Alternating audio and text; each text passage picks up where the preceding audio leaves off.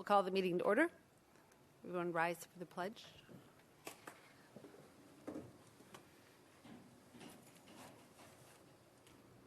Allegiance to the flag of the United States of America and to the republic for which it stands, one nation, under God, indivisible, with liberty and justice for all.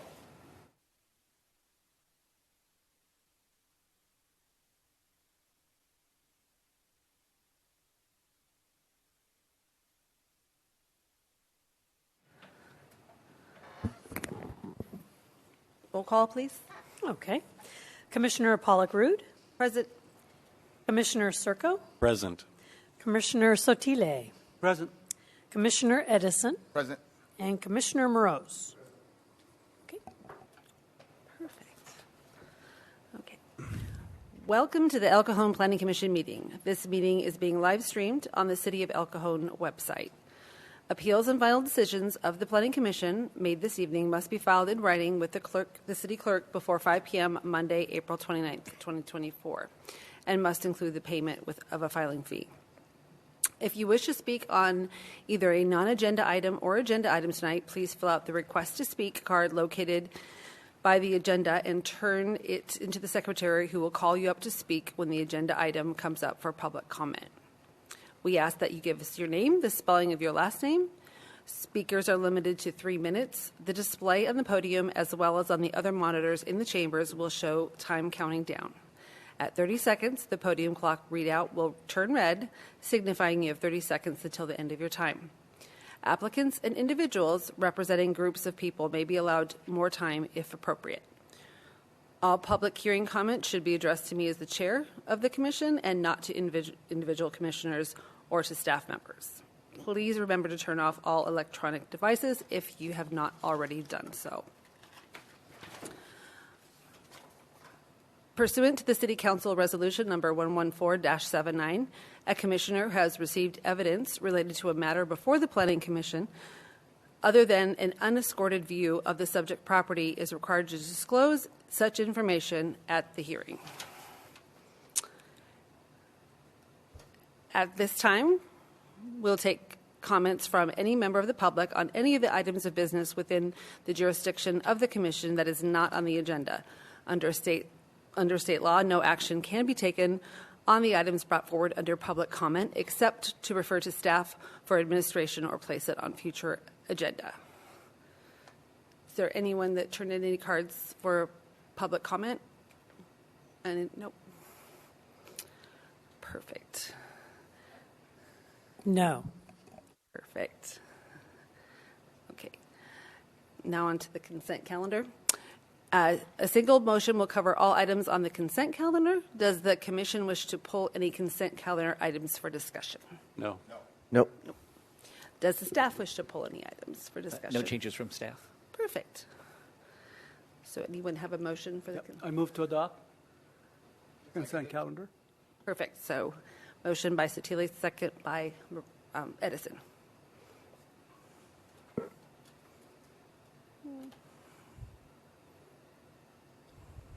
Motion carries by unanimous vote. Perfect. So let's go on to the public hearings. So the first under the public hearing is agenda item 2, the 9-unit residential development, proposed 9-unit common interest condominium project, including affordable units, general plan amendment, and zone reclassification. Mitigated negative declaration, recommended City Council approval. All right. Good evening, Planning Commissioners. The only public hearing item on the agenda this evening is the 9-unit residential development project submitted by Vincent Catula. The project proposes 9 attached condominium units, including 2 density bonus for affordable housing units, which would be restricted to moderate income households. The project includes a general plan amendment, a zone reclassification, a tentative subdivision map, and a site development plan permit. And since the general plan amendment and zone reclassification are being considered and in compliance with California Environmental Quality Act, an environmental study was conducted and a mitigated negative declaration was drafted for the project. The project site is on the northeast corner of East Main Street and Oakdale Avenue and is addressed 1471 East Main Street. The site is roughly 0.37 acres, including a small lot, which was formerly Caltrans right-of-way. The site is currently vacant, but prior to 2007, it was occupied by a small market and a caretaker's unit. It is also located just south of the Interstate 8 and Forester Creek. And then properties in the immediate vicinity include 2 planned unit developments, so similar common interest developments to the south, other multifamily housing developments to the east, and there's there are medical offices to the west across Main Street. In regard to land use, the site is currently within the general commercial GC general planned land use designation. It has a zone classification of residential single-family 6,000 square feet, so that's the RS6 zone. The project requests to amend the general plan designation to medium-density residential, or MR. The MR designation is consistent with the intensity of multifamily development along this portion of Oakdale Avenue. The project also proposes a consistent zoning classification of residential multifamily 2,200 square foot zone, or the RM 2200 zone. All other properties along this block of Oakdale Avenue, east of Main Street, are within the RM 2200 zone. El Cajon Municipal Code Section 17220010 adopts the California Government Code sections listed here by reference, and those are for density bonus for affordable housing developments.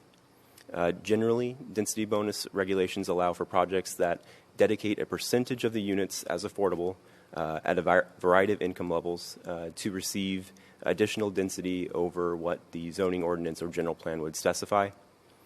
Those regulations allow for limited concessions or waivers from specific development standards. So as an example, a developer could request additional height, a reduced setback, or like in this case, some waivers from design standards. The government code also establishes different parking ratios that a developer could elect to utilize.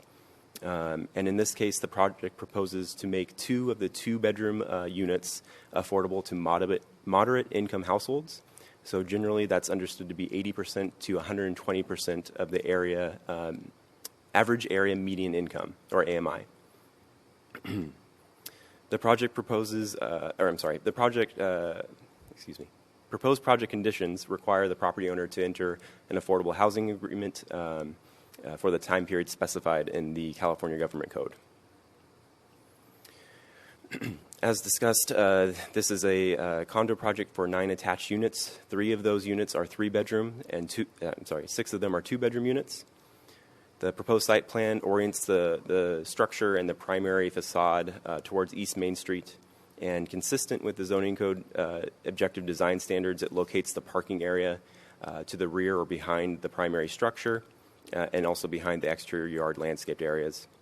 Open space requirements are met through a variety of, or through a combination of methods: private patios and balconies, a common patio area, and roughly 4,000 square feet of landscaping throughout the site. The project includes a wrought iron style fence with automatic vehicle gate and pedestrian gate. And the proposed parking spaces are in excess of what the government code requires, so that would be 1.5 spaces per unit. And this development proposes 2 spaces per unit, so 18 parking spaces are proposed, which is just shy of the zoning code requirement, which would have been 20 spaces. While the site development plan is on display, I think it's a good time to bring up comments that were received from Caltrans a little bit later in the review timeline. Due to the proximity of the Interstate 8 on-ramp, Caltrans requested the closure of the driveway along East Main Street. And consistent with Caltrans' request, the proposed project conditions require the closure of that driveway and landscaping to take its place in the exterior yard area. The condition is fashioned in a way that would allow the project proponent to work with Caltrans to identify if there's an exception or waiver from that highway design standard, and basically leaves it open for them to keep the driveway if acceptable to Caltrans, or conditions its removal. The city traffic engineering and Heartland Fire reviewers have assessed the project with and without that driveway and have no issues with either outcome. And then finally, it should be noted that the proposed conditions also include requirements for a lighting plan for pedestrian and vehicle safety, and also a landscape documentation package in conformance with the city's water-efficient landscape ordinance. So here's a render of the proposed structure. The proposed height is 29 feet, where 35 feet are allowed by the proposed RM 2200 zone. Here's an example of the building elevation. And again, accepting two development incentives requested pursuant to those affordable development regulations. The proposed elevations are consistent with the objective standards of the zoning code. Elevations contain a mixture of stucco, wood siding, stone accents, as well as multiple finish colors and stucco reveals to break up building mass. The upper floors are accessed via stairwells connected to exterior walkways. The two development incentives that are requested for affordable development relate to the minimum window transparency area and architectural offset. So since the site is on a corner lot, technically two elevations would require the 20% window transparency area specified by the zoning code. The first incentive is to reduce one of those elevations on the west to 10%, consistent with the requirements for non-street facing elevations. And then the other design variations, such as materials and stucco reveals, are still present. The second of those two development concessions is for architectural offset on the east elevation. Typically, each elevation is required to have some sort of projection or recessed area of the facade. And in this case, the elevation still includes a variety of finishes that would create the same effect. The project proposes a one-lot subdivision, and so what that means is that facilities, including landscaping, parking areas, the trash enclosure, lighting, fencing, gates, would all be held in common. Project conditions and the zoning code require that a homeowners association and CC&Rs be created, and the the subdivision map would basically delineate the areas held in common and establish any easements that are necessary for the homeowners association to be effective. And given that there are 4 different planning actions and the CEQA document, I wasn't going to list every single project finding, but the project is consistent with the general plan housing element to create more affordable housing or housing at different affordability levels. It's consistent with proposed land use density prior to the application of the density bonus. The proposed zone is consistent with the proposed land use designation. The zone facilitates development of this underutilized parcel. The project site and existing infrastructure support this development of the site.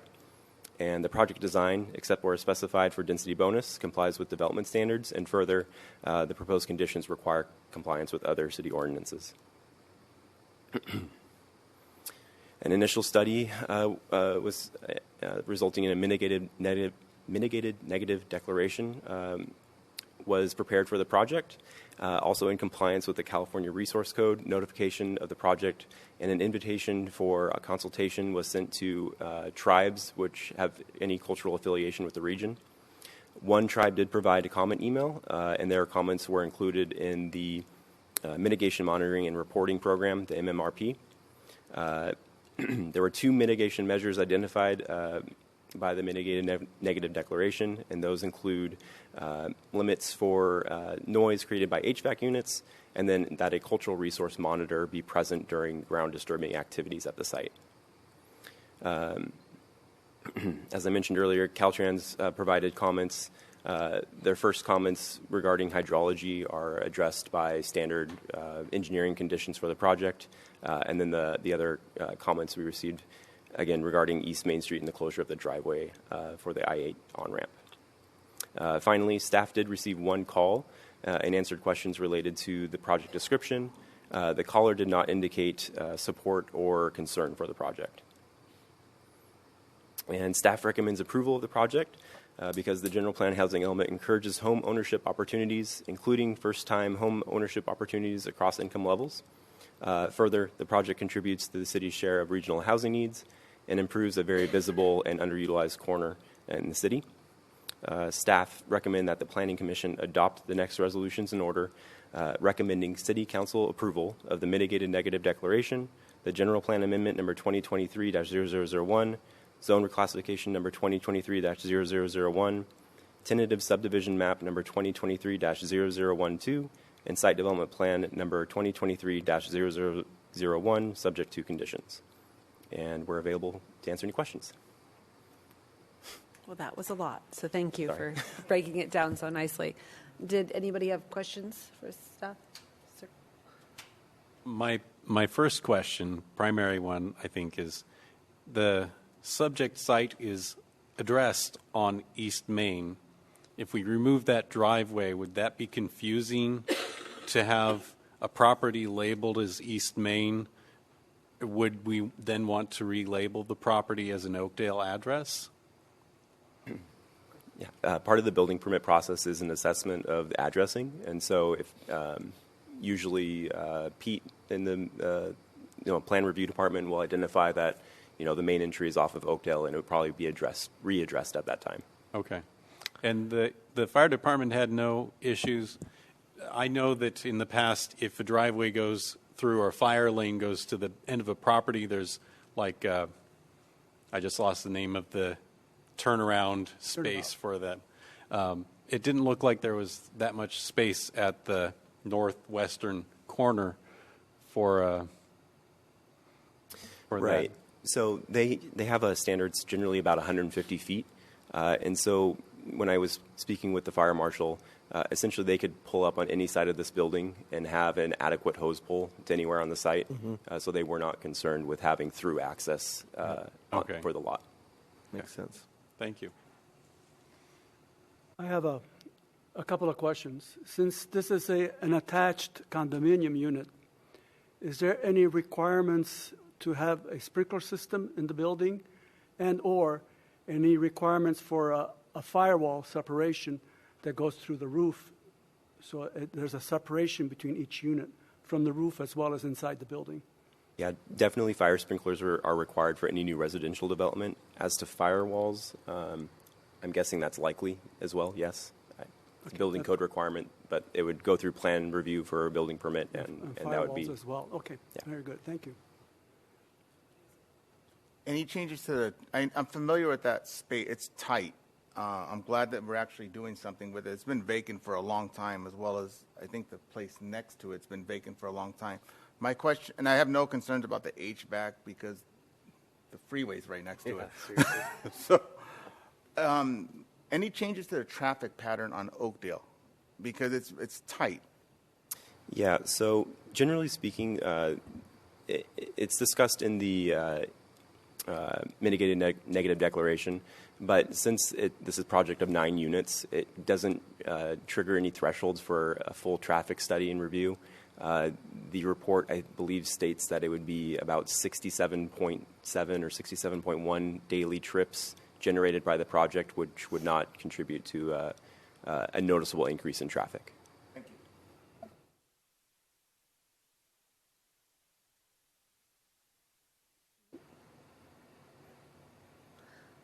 Nope. Do we have any? I think if Open we could public- open the public hearing. Okay, can we open public hearing on this? If you had any comment cards on this? Yes, I have one speaker for this item, Vince Catula.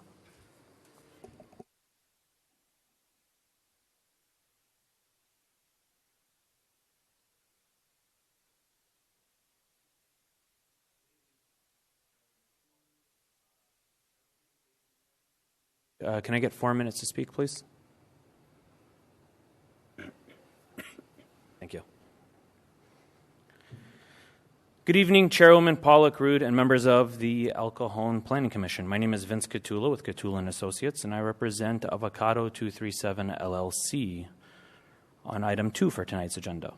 With me this evening via phone is our environmental analyst, Roma Stromberg, and we're here before you tonight seeking your recommendation of approval to the City Council to adopt the proposed general plan amendment, zone reclassification, tentative subdivision map, and site development plan, which would authorize a development of a 9-unit condo complex. The site, shown here in yellow, contains approximately 16,000 square feet and is currently vacant except for a small parking lot that once served a small produce stand. As mentioned in the staff report, the market was demolished in 2007, and the site has been vacant since then. The proposed project consists of a 9-unit condo complex, 3 3-bedroom, 2-bath at approximately 1,200 square feet, and 6 2-bedroom, 2-bath at approximately 850 square feet. Shown here is the proposed floor plan, which is duplicative on all 3 floors. The primary bedroom, which you see on the left, consists of approximately 300 square feet, and the secondary rooms, which you see in the middle and the right here, contain approximately 150 square feet. So these would be essentially the masters or the primaries, and then these smaller ones would be the secondary rooms. This animation provides you with a little visualization of what the site will look like after construction. So this is the main facade of the building. You see the 2 staircases, the 3 stories, and then the main entrance off of Oakdale.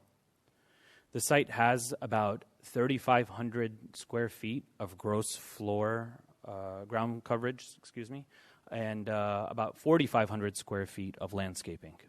Total building square footage is about 10,500. This is facing Main Street. Each unit you'll see has either a patio on the bottom floor, about 110 square feet, or a balcony on the second and third floor, which about are 90 square feet. This is the exact corner of Oakdale and Main.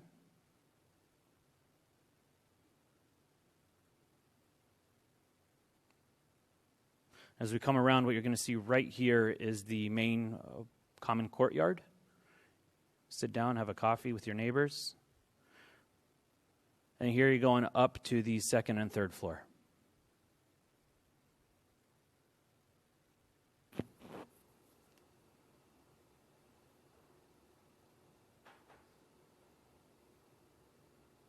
Here we're on the top floor entering one of the 3-bedroom units.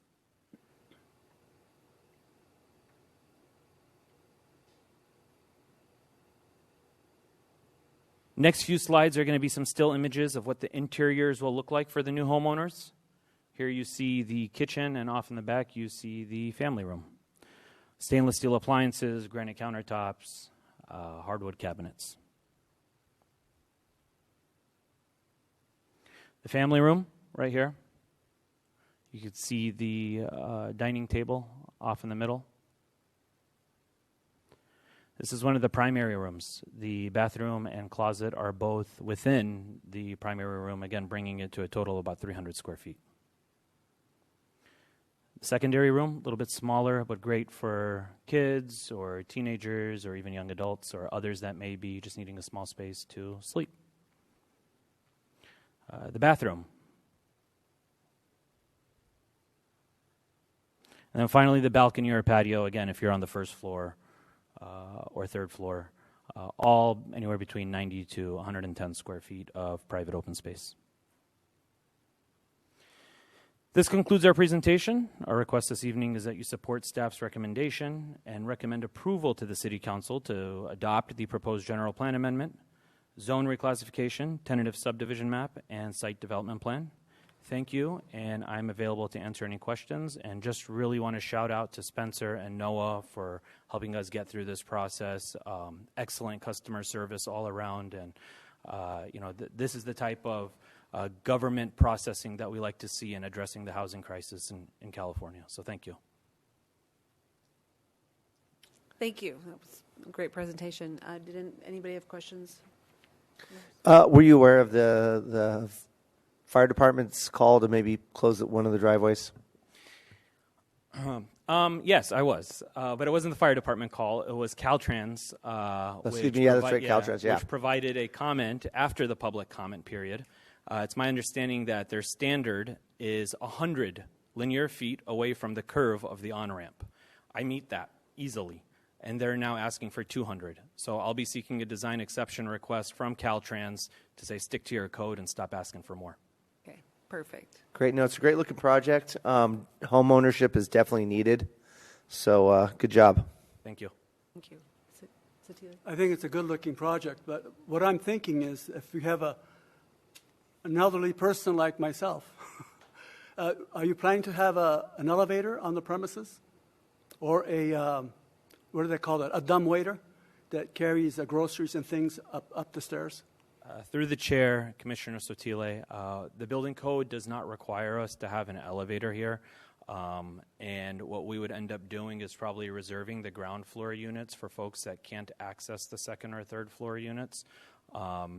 That's how we've been able to work around our third story issue. But again, the elevator kicks in at 4 stories. So to answer your question, no, we're not currently proposing any elevators or any lifting mechanisms. Okay, thank you. Edison?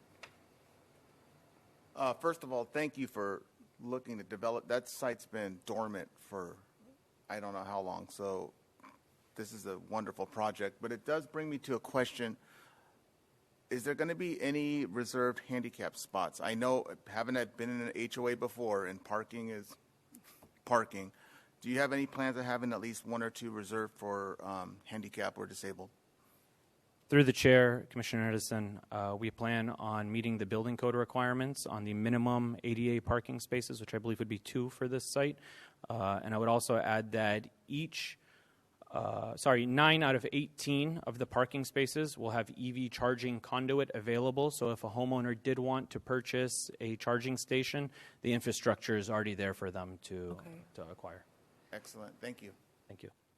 And in regards to that, because since solar is a big thing, because it is a planned development, and if someone wanted to get solar, is there any sort of arrangements, or that something to work out with the HOA regarding solar, or maybe covered solar spots there on site if they wanted to get solar? With the common interest development, that would be part of the CCNRs. Yes. However, again, the infrastructure for solar, I believe, is required as part of the California Building Code. So the wiring will be there, just if they want to hook up, it'll That's be right. there to hook Yeah. up. Perfect. Yeah. Okay, thank you. Any other questions? Nope. Anyone else? Thank you so much. It was a great presentation. It's a great building. Really excited to see it. Hopefully it comes through. Thank you. I do not have any other cards. Perfect. We close public hearing. Make a motion to close public hearing. Second. By Morose, second by Circo.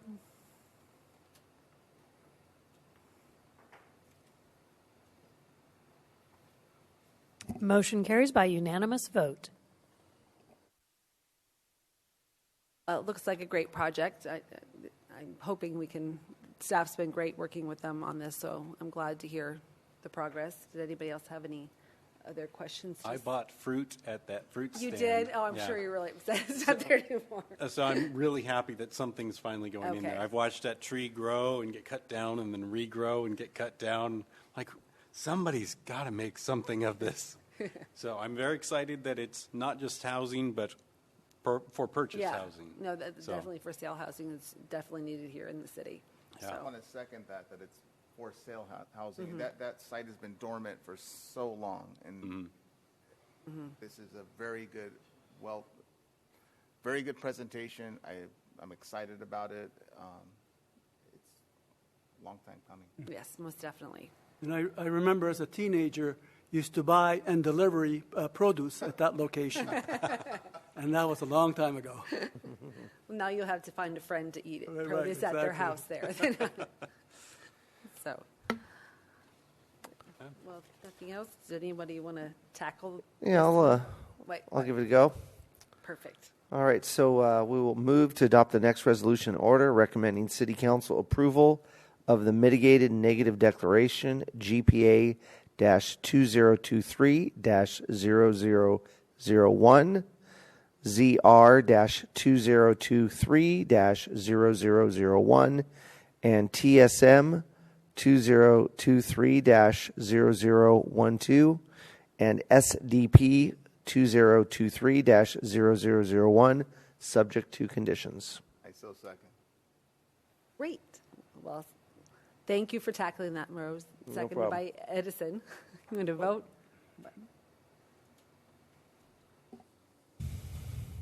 And motion carries by unanimous vote. Yep. Perfect. Well, looking forward to the next steps on that one. And Chair, if I may interject, just Yes. a note for the record, a city council hearing is required because of the general plan amendment. Correct. And zone reclassification. That's been joint noticed for the May 14th, 2024 city council meeting Perfect. at 7 p.m. Like I said, next steps, fabulous. So looking forward to it. Thank you for the clarification. So on to the next item. Thank you, Chair. This is just an additional item for consideration by the Planning Commission. This is the Administrative Determinations Report. This is a semi-annual report that staff provides to the Planning Commission with regards to decisions, administrative determinations that are made, primarily related to director's determinations, minor amendments, and substantial conformance reviews.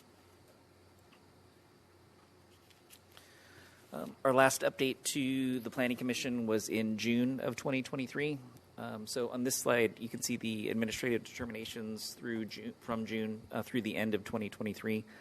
Primarily, we're looking at facade modifications, one for Shadow Mountain Community Church, one for Mossy Nissan. We had 2 water kiosk upgrades, one on Broadway and one on 2nd Street. And then kind of the 2 bigger projects that were approved, the first being the Express Hand Car Wash next to Outback Steakhouse on Washington and Hamishaw. They received approval to automate portions of their car wash, so they've not proceeded with that at this time, but they received that approval. And then the second larger project was a proposed Qdoba drive-through. So at 250 North 2nd Street, basically out in the parking lot in front of the Walmart, there many decades ago, there was an additional building that was there. The building was removed, and it was replaced with parking. So the site had excess parking. Under the minor amendment guidelines approved by the Planning Commission, we can approve small buildings and structures up to 10,000 square feet, or not more, or not less than 10,000. Or 10% of the total building square footage. So they came in and requested approval of that Qdoba drive-through. That was approved. It is in plan check right now. It's gone through 1 cycle of plan check, so hopefully they'll be moving forward with construction in the next few months. Yes? Question on location in that parking lot. I know that the space directly in front of that Walmart is normally packed, but I think it's a Wells Fargo that's just north of there. Is that the area that the Qdoba is in, or? Yes. Okay. So it's been reviewed. The queuing on the drive-through was reviewed by the traffic engineer. The design of the site aligns with the existing drive aisles that are in the shopping center, and the building is adjacent to 2nd Street there. Okay. Thank you. Just 4 more determinations between the beginning of this year and now. A couple bigger projects here, though. We did approve the addition of compressed natural gas equipment at the waste management facility. They installed that in order to fuel their trucks. And then the other project of note is 706 Fletcher Parkway. So that's the former Boston Market on Fletcher Parkway. Chipotle has submitted plans, and we approved facade modifications for that project. So again, the recommendation from staff is just to discuss and then accept this report, and then give us any feedback that you have. So thank you. Thank you. Did anybody have any questions of anything we presented? Looks pretty straightforward. I already asked my question. Yeah. So. You got your Qdoba drive-through figured out? Yeah. Perfect. So, a motion to approve? We don't have to motion we just anything. say Okay, so we thank just you. say thank you. Great job. So, on to the next item, item 2. Great, thank you. So the item number 4. Item 4. Yes. Carroll's Community Care. Yes. So this is just an additional item for consideration. This was initiated by staff. Carroll's Community Care is actually governed by conditional use permit number 631. It's been there for quite some time. The conditional use permit was originally approved in 1974. What happened was in 2023, we started to see a significant increase in calls for service to both the police department and fire department. I think I've referenced in the past that through our department, in conjunction with code compliance staff, as well as the police department and fire department, we have a committee that looks at problem properties, and so that was brought to us based on the increase in calls for service.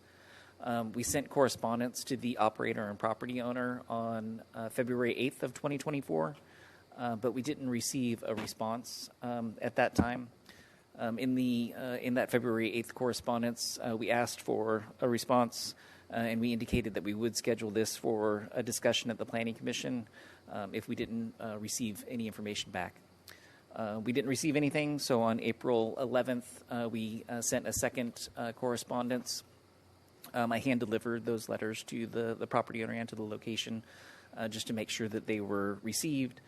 The report was drafted and then docketed. Following the report being docketed, I was contacted by the property owner, who's in the audience tonight, Donald Myers. He talked about some of the efforts that he had made in order to improve some of the issues. Go to the next slide. So I think for the staff recommendation, we really were just hoping to work cooperatively with the property owner in order to address these issues. We were bringing it to the Planning Commission because we hadn't received that response. So what I would say for the recommendation is that you could direct staff to work with the property owner to address some of the increase in calls for service. Alternatively, if you had significant concerns, you could direct staff to schedule a revocation or modification of CUP 631 hearing. So that concludes my presentation. I believe, like I said, the property owner is in the audience. I don't believe that he submitted a speaker slip. No, I do not have a card.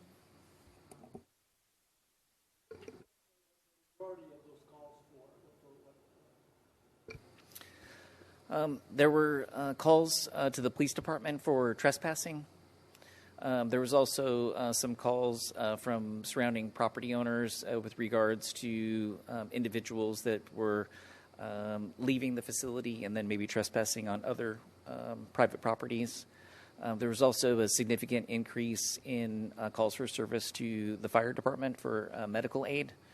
So we haven't really had an opportunity to discuss these in detail with the property owner. So we would want to, sit down. Hopefully we could schedule a joint inspection with the fire department and police department, talk about some of the issues that are happening out there, and then see if we can come up cooperatively with solutions. If part of the direction from the Planning Commission, if we weren't to come to a resolution, obviously staff could bring this back for additional consideration by the Planning Commission. You mentioned trespassing. Was it trespassing for the residents who were there, trespassing on other people's property, or other people outside of care, also community care? Which direction was it for? My understanding is that it's a little bit of both. So I believe the property owner had indicated to me that there was some issues that they were having where residents had been discharged from the care facility, and then they were returning and then refusing to leave, and whereby the property manager on site would contact the police department and ask them to remove the individual that was trespassing. There's also been some concerns expressed to me about individuals that were living at the facility but then were leaving and going out into the neighborhood and then going on other private properties as well. Well, that brings in, you kind of took my question, but it kind of added to it when you say that they're released from the property. Maybe it's more for the manager or the owner. I mean, what is the procedure for the discharge? I mean, are they releasing them in the middle of the night, or? And that was one question. But the other question I had was, I mean, to my knowledge, we haven't been quick on the draw to revoke a CUP. I just find it very concerning that they're not willing to work with staff to get to this point. We shouldn't get to this point. So those are the two questions I had, because we want to solve it at the lowest level. So I think those are the two questions more for the property owner. Sure. Just to add, I think I would say, from a staff perspective, we always want to reach out to the property owner, and it's just in circumstances where we're not receiving a response, we'll try and bring it to the Planning Commission. I think we could definitely work on many of those issues. The types of things that you talked about for, potentially a security guard or other measures are types of things that would typically be included in a conditional use permit. This one being so old, going back to 1974, it just talks about compatibility with surrounding properties and uses. But I think we could definitely work with the property owner to implement a more stringent set of conditions of approval. I should say a more stringent set of through like an operations plan. If we see that that's not working, or if the applicant were not to fulfill some of the promises that they were to make, then we would bring that back to the Planning Commission so that we could ask you to implement those specific things for, let's say, a security guard or an operations plan, so that we could integrate those into the conditional use permit. But at this time, like I said, following the April 11th correspondence, the property owner reached out, and like I said, he's here and willing to work with staff. Quick question: would you be willing? Would you want to open public hearing? Oh, yes. Can we open public hearing on this so I can? Oh, sorry. address- This one, it's not a public hearing because Okay. it's a discussion item for consideration by the Planning Commission. Can he speak on the item if he so wants to answer some of the questions, or should we just Yes. leave it up to staff? Would you be willing to answer some of the questions, or did you want to work with staff? Perfect. Okay. Well, I know they had a couple questions, so Yeah, just real quick. So it sounds to me like there's been some communication breakdown here, to say the least. You understand that where we're at is if we don't get these items, fixed or addressed, then there's a chance you could lose your CUP. Okay, good. Okay. And what is your name? My name is Don Myers, Don Myers. Okay, thank you. and owner-operator of Carroll's Community Care here in El Cajon. So I talked with Mr. Alvey. I met with the police back in 2021 regarding the homeless population that had moved into my facility and were camping out, and we couldn't get them out of there. Most of the calls for police help or assistance were from trespassers from the outside coming in. A lot of the areas infested with drug dealers, homeless population. They would set up camps in my front yard. We went ahead and we removed our fence and moved it closer to the street to eliminate an area where they were camping and there were bushes and stuff of that nature. So that just drove them into the facilities and attacking different residents and refusing to leave. We basically try to remove them or ask them to leave, peacefully. They won't. A lot of them will fight, and that's when we call the police. I'm not my staff or myself. I don't like being attacked by knives and guns, and these are the issues that we've had. As far as the people, the complaints of our residents, clients leaving the facility and walking up and down the street and going into other people's places is pretty much false. My people don't even go anywhere. It's just because they're dressed shoddy and it doesn't mean they come from Carroll's Community Care. The homeless is identified as homeless. They're not my clients. I mean, my clients have never gotten arrested or given tickets on the streets for vagrancy or trespassing. So to me, that's just not right. But we are working with the staff. I've eliminated a lot of the people that were causing issues and problems, and we don't want to basically, we're not bringing in these clients. In fact, we just refused 2 of them that have 911 tendencies. That's all they want to do is call 911 on a constant basis. So this is what we've been dealing with. But it's kind of we've gotten rid of a lot of the bad people. And the other issues is trying to get rid of some of them. They don't want to leave, even though they were evicted. The state won't let us move them. We can't put them on the street, so we have to sit on them. They fight, break windows, attack us. This type of thing. My hands are pretty much tied. I mean, I was, attacked by a guy the other day, and it took me 3 months to get him out of the facility after that situation. And the police can't do anything about it except, de-escalate the situation, which is basically what we need half the time. So. Well, I think it would be a good idea to work with staff to try to correlate something that maybe could mitigate some of these issues. I know with evicting people, it is difficult. I deal with it constantly, but I think maybe we can get something with staff and maybe work out some sort of plan that can help you, and we can alleviate the misinformation because we're working together to get this done.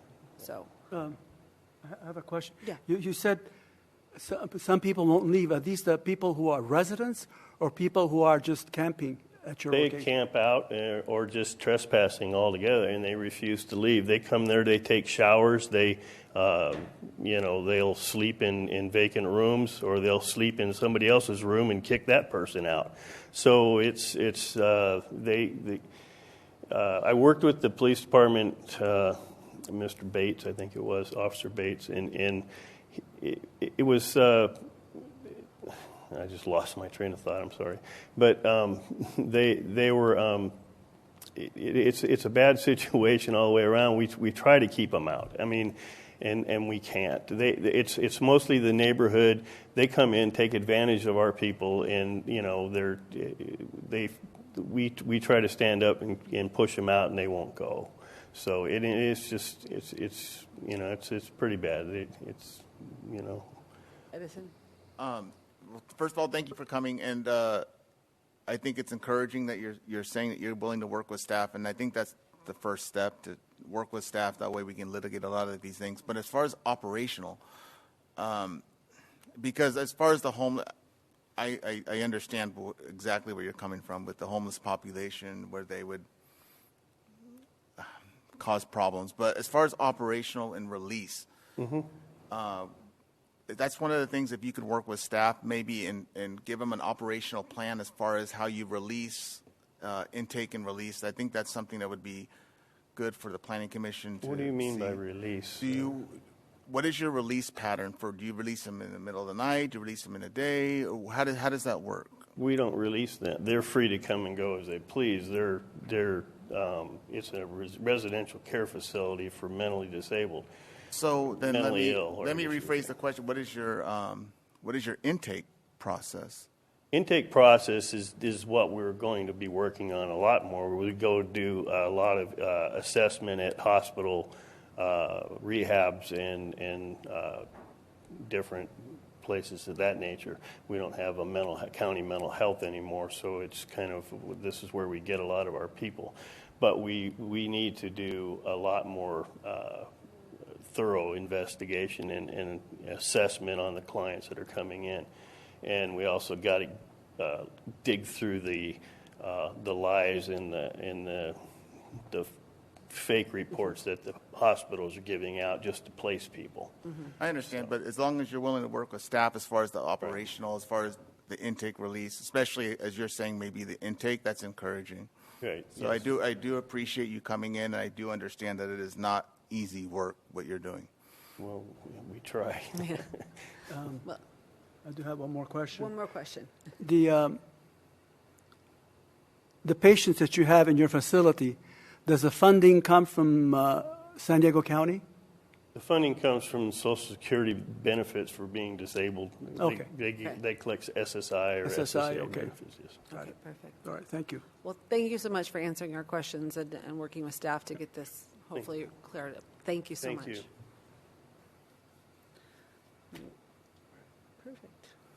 So nothing to vote on this one, so. Yeah, I think based on the discussion, it sounds like the Planning Commission's preference was for staff to work directly with the property owner, and that if any issues should arise, that we could schedule this for an additional discussion in the future. Yes. Is that Great. correct? Very good. Perfect, thank you. Excuse me. Well, we have... Do we vote on it? Oh, no. No, no. So, anything else? I do. If we want to move on to agenda item number 5 under I missed staff one. communications. Yes. I do have, I had a request from the city clerk's office. They've been working on doing some promotional videos about our commissions, just so that the general public can have a better understanding of what certain commissions do. City clerk did request for a volunteer to potentially participate in a promotional video. So I would just open that to the commission if there's anyone that would be interested, or if more than one wants to, I can forward multiple names to the city clerk. Perfect. Anybody willing to make a video? That would be fun. Possibly. I wouldn't mind. Okay. We had 2 right here. Okay. So Tony and Paul. Look at that. Okay. There we go. That was easy. Where's that button? The easy button. I do have something for staff. I had a question for you guys, and maybe this is for council. So we have that new prohibition for the flavored tobaccos in all of, I think that's all of California, correct? But I've gotten some questions from some retail owners that were concerned about possibly another code that may have been buried that has never been enforced. It had to do with retail space not to exceed 16 cubic feet for all tobacco sales. So that's 4 by 4 by 1 foot. Has anyone addressed that issue? I mean, I do have the code here, but I'm just curious. That's kind of, if you look at most tobacco sales, they're much larger than 16 cubic feet. It's kind of impossible. So I'm just wondering if that's been addressed or if that had come up at all. I meant to bring it up when we did the whole stuff a couple weeks ago. Yeah. When we did the omnibus stuff, but I just was curious, had that been addressed, or if there's anything that's been done? Yes. So the limitation on the amount of tobacco retail that's displayed, it actually relates to the smoke shop ordinance. So the ordinance that was approved for smoke shops going back to, I believe, around 2007, it said that if you have more than 16 cubic feet of tobacco or tobacco-related products, then you qualify as a smoke shop. And the smoke shops have to meet certain separation standards from sensitive uses. So they have to be separated from churches, schools, residential uses, and other sensitive uses. So that's where that prohibition or the limitation originates from, is when that code was adopted, going back to about 2007. The issue that's come up recently was that we had 2 violations that were observed. One was at Parkway Plaza, where a convenience market had turned into a smoke shop and was exceeding the limitations. And then another one was for another business on East Main Street. So in conjunction with that, when we were having the goal-setting sessions with the City Council, we talked about those observations, and we indicated to the council that through code compliance, we would be visiting all of our tobacco retailers to make sure that they were meeting those size limitations that are in the adopted code. So like a 7-Eleven. Yes. 7-Eleven has to have more than 16 cubic feet or square feet. We've been going through all, I believe there's about 90 total tobacco retail licenses that we've issued. Code compliance has been going and visiting each of those to look at that size limitation. We provided individual businesses with a cubic feet calculator. So like as an example, I'm going to get the math wrong, but it was, I think you can go to like an 8 by 8 with like a 3-inch depth. So if you had like, 1 or 2 packs of cigarettes.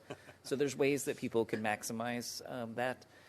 There's also no limitation on the storage of product, in the back room or in a storage area.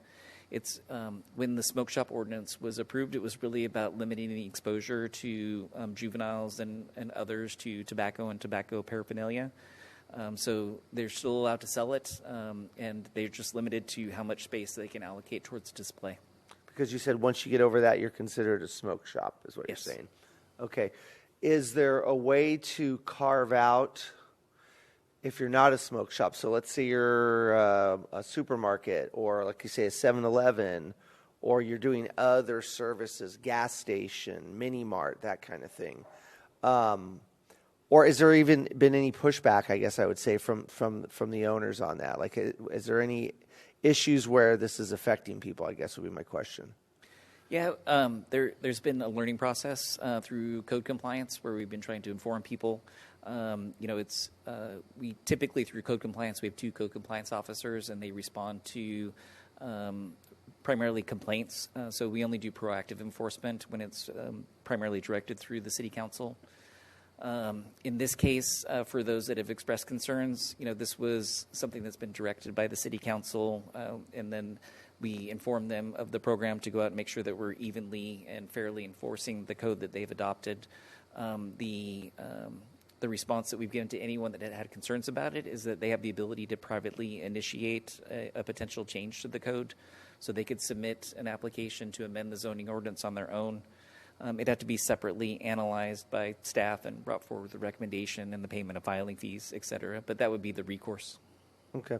So what you're saying, for instance, is if you've got a situation that, let's see, 4x4, but if you go 6 inches deep, now you can go 8x8, right? Because I don't think they stack tobacco a foot deep. I think it's usually not that case. So, okay.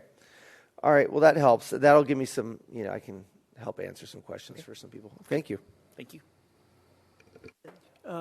2 questions. One has to do with Parkway Plaza, and the other one with the turnabout. The turnabout, when do you expect it to be done? I noticed that they're still working on that. The roundabout, Roundabout, it's probably going to go well into the summer. So they're starting a new phase this past week, and there's just been lots of issues with the adjacent development, coordinating the construction with those 300 townhome units. But we're talking about well into the summer. It's been going on for a long while now, Yes. hasn't it? About a year or longer? Been a year. Been a year, all right. And then Walmart, Walmart used to be in Parkway Plaza. I know is the city doing anything with the owners and trying to get those spaces occupied? Because it looks like there's many spaces which are not occupied. Yeah, the city council, through some of their priority goal setting for the year, they did allocate funding towards an economic study. So we've been working with each of the property owners out there to look at certain options. The consultant has been hired to prepare that, and it's been the preparation has been guided through the city manager's office. So I haven't heard of a draft report, and I'm not aware of a timeline at this point. But the council did allocate quite a bit of funding towards the preparation of that report in order to help facilitate new people to come in. Any bites on Walmart? Is there any other tenants looking at it right now? We haven't received any inquiries about Walmart. Real quick, I know I know the hour's late, but on the roundabout, I know we approved a second one that I believe that it was agreed upon that we wouldn't start that one until the first one was done. So is that still The good? second roundabout, if I'm not mistaken, Main and Douglas, that's the one we're talking about? I believe so. That was the one. Yeah, but I just know that because I brought up the question that we're not going to start up the second one until the first one was done. Oh, yes, Because this first one is taking so long. Yeah, and we wouldn't be going into the design of that roundabout until well after the next fiscal year. So we're talking maybe July, August timeframe, maybe October for the actual design. It'll probably take another year for that completion of the design. And then well into fiscal year 26, that's when construction will start. So we're talking about 2 years from now. Okay, so we're still Yeah, on well, par well, with not yeah. starting the second one. No, though. Okay. no. Thank you. That was it. Perfect. Anyone else? Nope. So do I have a motion to, Adjourn? So motion. Yeah, okay, I'll make the motion to Okay. adjourn. so Taylor Second. and Okay. Circo seconds to adjourn. Please vote. Please vote.